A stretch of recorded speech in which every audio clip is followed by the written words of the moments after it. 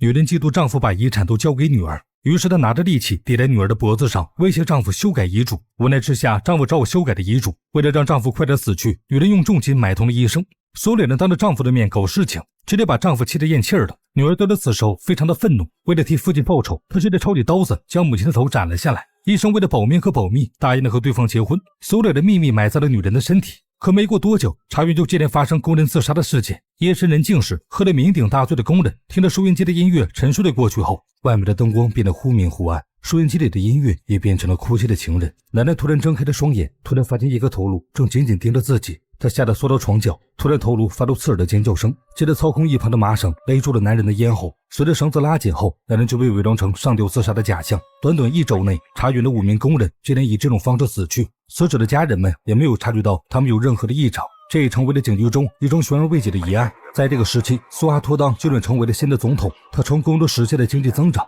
却造成了严重的通货膨胀。连环凶杀案后的3个月，茶园主人拉拉和丈夫度蜜月归来时，遇上了阴雨天。丈夫看着田地发呆时，却发现了一个红衣的女子正在紧盯着自己，因此吓了一跳。他本没有当回事，然而到了夜里，拉拉在床上熟睡时，突然无意识地挣扎了起来，吓得丈夫腿都软了，她只能瘫在了地上，连忙呼唤起了佣人帮忙。乔克闻声赶来后，帮忙打开了门，所有抽的水杯泼向了拉拉。拉拉清醒后，对刚刚发生的事情丝毫没有印象，还因为乔克在自己的房间中发了脾气，乔克只能理亏地离开了。第二天，丈夫不好意思地对着乔克道歉后，突然提起自己回来时，本该晴朗的天气却阴雨绵绵。乔克为了保住自己的工作，只好谎称知道好事发生的预兆，甚至不敢将茶园不久前死去的几名工友的事情讲出来。夜里，丈夫担心拉拉会有睡眠瘫痪症加重，于是查阅起了关于心理治疗的书籍。突然，收音机里播放起了哭泣的情人，她走上前去调了频道，刚一转身，音乐继续播放了起来。丈夫忍无可忍地拔掉了线，却发现收音机里传出了女人的笑声。他吓得躲回了卧室中，却发现拉拉在这浑身抽搐，一只手还指着窗外。丈夫向手指的方向望去，却发现窗户外面有一颗双眼发着红光的头颅。吓破胆的丈夫慌乱间大喊着乔克帮忙，然而这一次并不顺利。两人还没有走进卧室，四周的电灯突然灭掉，一片漆黑中，乔克用力地打开卧室门，却发现拉拉漂浮在半空中。在他大声的念咒语后，拉拉才重新回到了床上。然而他醒来的第一件事就是怪罪乔克，在他闯入自己的卧室之中，似乎根本不给丈夫解释的机会，连同他一起训斥了。忍无可忍的丈夫决定找驱魔专家优素福帮忙。他刚到诊馆，就看见一个小女孩身体反弓着，手脚并用的向前爬去。优素福硬控了小女孩5秒后，便完成了驱魔仪式。随着丈夫主动上前搭话，优素福立刻认出是自己的老同学苏坦。两人叙旧后，苏坦想起了自己妻子的异常。虽然拉拉一直患有睡眠麻痹症，但是接连2晚的表现却如同附身了一样。优素福一听来了兴趣，立刻陪着苏坦来到了家中查看。优素福来到了卧室后，为了检测拉拉是否中邪，将驱魔粉撒进了一个装满水的杯子中，随后便嘱咐起了苏坦：Diamkan 1 hari. Jika besok tetap bersih, semuanya aman. Jika kotor, awak dan istri awak dalam bahaya。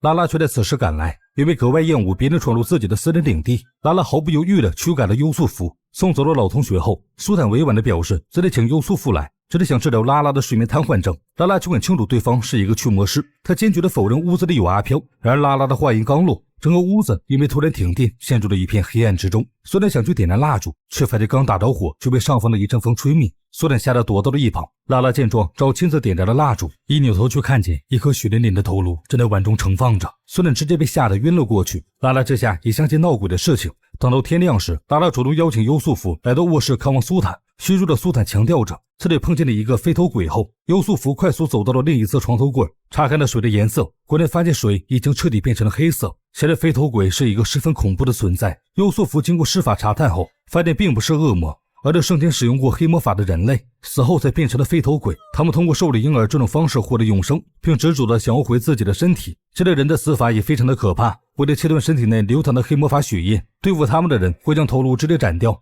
苏丹想要请求优素福召唤灵魂的方式和飞头鬼对话，却遭到了拉拉强烈的拒绝。他一心要求着优素福彻底除掉飞头鬼。在3人准备吃饭时，苏丹甚至有了应激反应，生怕优素福掀开罩子后露出人头圣眼，好似一切如常。突然拉拉发现窗户上浮现出了一个飞头鬼的影子，他立刻吓得大叫了起来。苏丹则被拉拉吓得躲到了他的身后。优素福为了驱鬼住进了客房中。他白天百无聊赖参观房子时，却发现一张合照被反扣了过去。优素福将照片反转过来，询问起佣人乔克原因，乔克却因为紧张的跑到了墙边，将相框再次扣了过去。面对优素福的疑问，乔克只好坦言，这边是拿阿玉夫人现在去荷兰生活了，但事实上没人知道他现在在哪里。怕惹祸上身的乔克说完便匆忙离开了。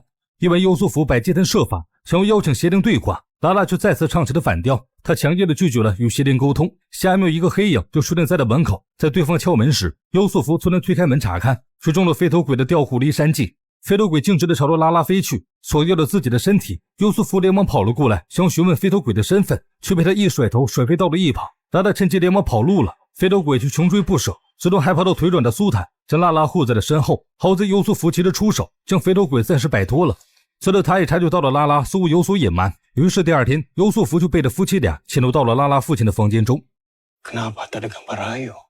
他试图找阿玉的照片时，身后的摇椅却在无风晃动。拉拉来到父亲的房间时，察觉到有人闯入的痕迹。此时茶园的工人正在为被害虫迫害的茶叶担忧。突然，一人被音乐声吸引到了仓库中，他在这里却见到了一直未出现的工友，现在在仓库中上吊自杀了。不少工人因此心存芥蒂，现在想要大批量的辞职。此事也惊动了拉拉和苏坦。茶园里已经有不少工人在睡觉中离奇死亡。拉拉为了控制舆论，这里禁止佣人在讨论此事。随着优素福赶了回来，拉拉立刻追问他擅闯父亲房间的原因。优素福却在此时推断出拉拉一定是有事瞒着自己。苏坦回家时曾见过阿玉的身影，接着拉拉就得了睡眠瘫痪症。飞头鬼还一直追着他索要身体。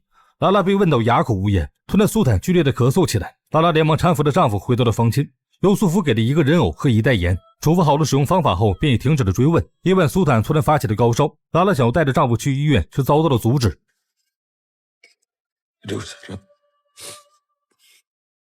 Aku tidak takut, Ra. Kita dalam bahaya, Ra. Mama marah. Mama marah, Ra. Mama marah. Enggak, Mas. Enggak. Mama udah gak ada. Siapa yang mau marah?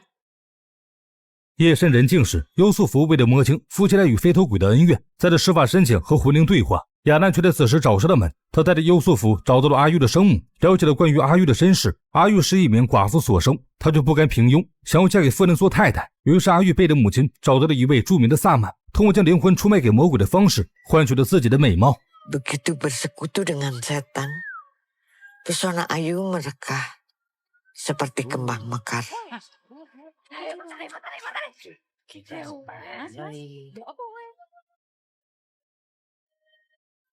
Dan William Saunders pun 拉拉的父亲威廉也为了倾倒，于是两人顺利成婚。阿玉生下了拉拉后，却嫉妒起女儿，认为拉拉会抢走丈夫的宠爱，所以阿玉尝试着杀死女儿。他故意带着拉拉来到了危险的茶山玩耍，并通过抛球的方式将拉拉哄骗到危险的境地中。好在威廉及时赶来，才避免了拉拉即将遭遇的危险。拉拉在威廉的保护下顺利的成长为了大人后，威廉决定将遗产和整个种植园都继承给女儿。阿玉却因此十分愤怒，她认为失去了丈夫的宠爱，强烈的要求威廉将种植园给自己。威廉却拒绝了阿玉，只因他整天都在研究如何变美，根本不会去管理种植园。阿玉忍无可忍的撂下了狠话，他举枪威胁了威廉将种植园给自己，否则就杀了拉拉。威廉本来妥协了，准备修改遗嘱，却因为急火攻心，便搂在了床上。母女大战就此拉开了帷幕。等待着医生离开后，阿玉就将遗嘱和笔放在了威廉身旁，要求他修改，否则就将拉拉杀死。无奈之下，威廉只能同意了此事。等到威廉身体好转以后，他提起了阿玉出卖灵魂给魔鬼的事情，接着掏出了一本小书，嘱咐着拉拉用这个对付阿玉。他想买辆二手车，又担心预算不够，这些不用担心，可以打开懂车帝二手车板块，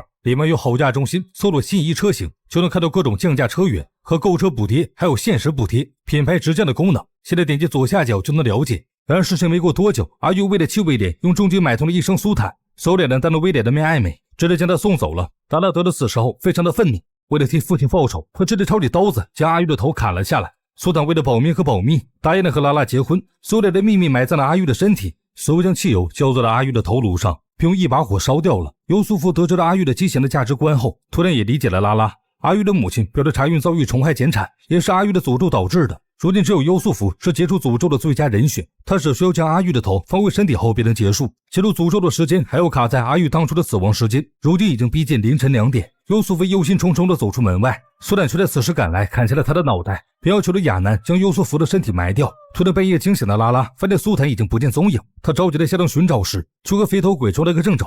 飞头鬼再次逃入起了自己的身体。拉拉匆忙逃窜时，不慎跌下了楼梯。他拖着受伤的腿，躲在了父亲的房间中。拉拉快速地反锁了大门，摸索到了抽屉中藏着的手枪。他正准备将子弹填入枪内时，父亲房间的电话突然响了起来。拉拉接到电话想要求救，却发现是飞头鬼的伎俩。突然，一旁的电视播放起了阿玉生前的跳舞画面。在拉拉惊恐的注视下，阿玉缓缓地从电视中爬了出来。拉拉吓得连忙开枪射击。阿玉却在此时表演起了投身分家。拉拉想要逃跑，却被阿玉困在了房间中。无处可逃的拉拉被阿玉的黑魔法扼住了咽喉。与此同时，苏丹将阿玉的尸体挖了出来，将他的头颅和身体一同埋葬了起来。阿玉不甘心地化作了一团黑气散去。久余生的拉拉和苏丹喝酒庆祝了此事，两人喝得酩酊大醉时，乔国忍不住地叫住了两人。他通过亚南得知了夫妻俩干的事情后，便好心地建议两人按照伊斯兰教法埋葬阿玉的遗体，这样他的灵魂才能得以安息。苏丹和拉拉却先要对着乔克威逼利诱，要求他对阿玉的死保密。夜晚拉拉抛到浴桶时，门却缓缓地打开了。他以为是苏丹正准备邀请他共浴，苏丹却在此时看到了赤裸的拉拉朝自己走来。